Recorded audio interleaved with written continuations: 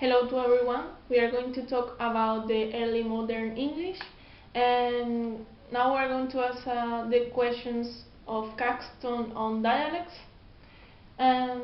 Is in the modern English is easy to identify the national languages because we can see English, French, German, Spanish, Portuguese, Italian, but in the Middle Ages was totally different because people This concept of national languages was not established. yes, was not that clear as it is now.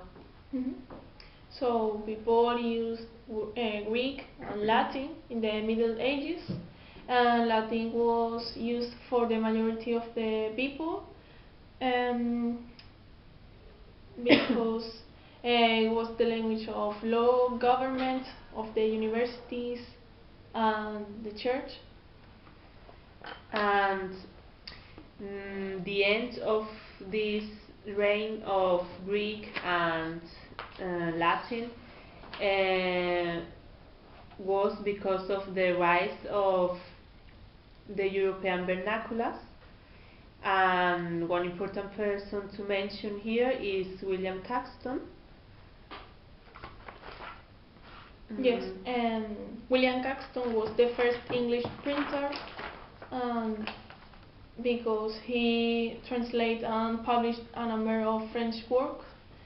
And William Caxton wanted to establish well,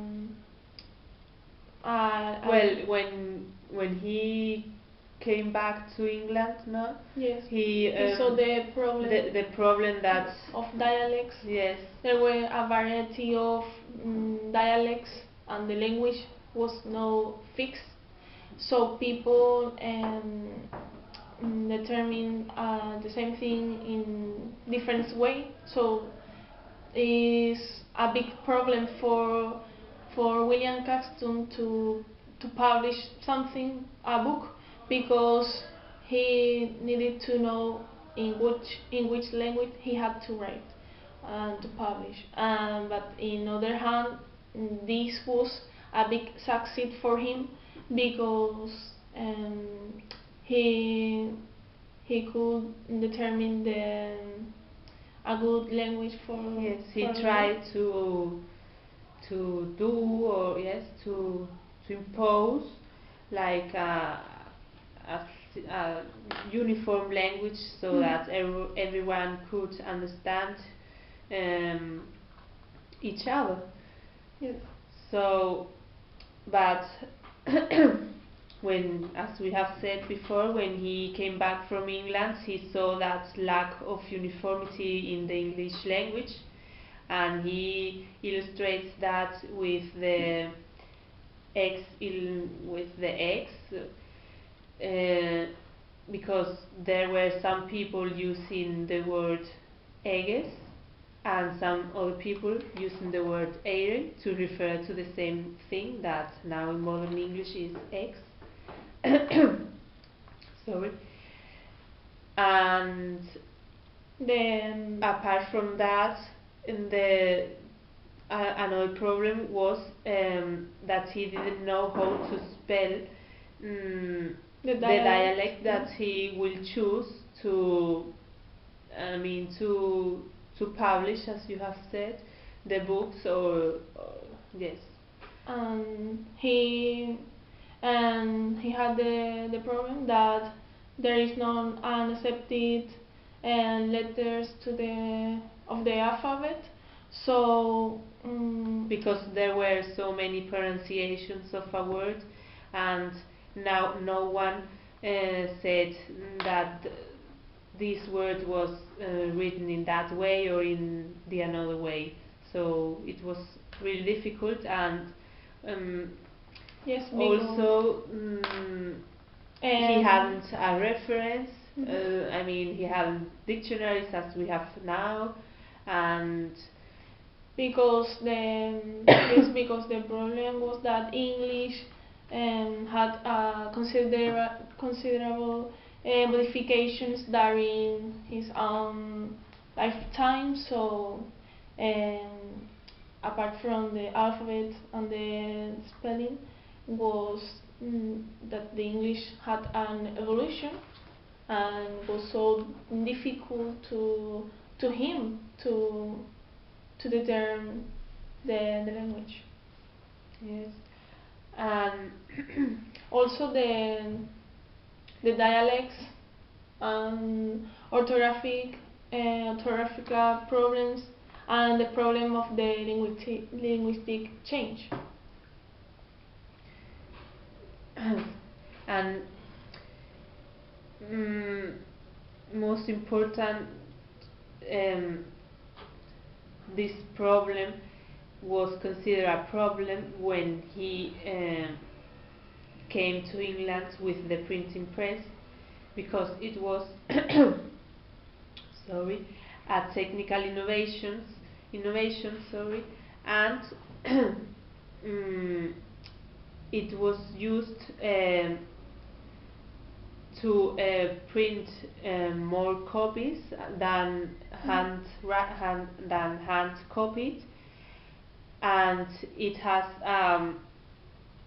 greater speed to. It was Yes. spread to more people. So it was necessary to have a uniform language so that everyone who will read that text that he will publish could understand what he is writing. So with William Caxton, the printing was, as you said, the technological foundation of the European Renaissance.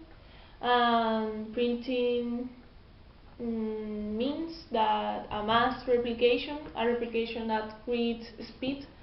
So in a quickly way, people could have books and this was so succeeded. But he had to resolve the problem of the language, the variety of the dialects, and how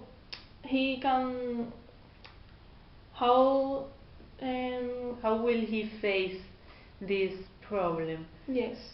So he finally adopted the dialect of London and the South East as the English for his books, and this was a good solution for the problem.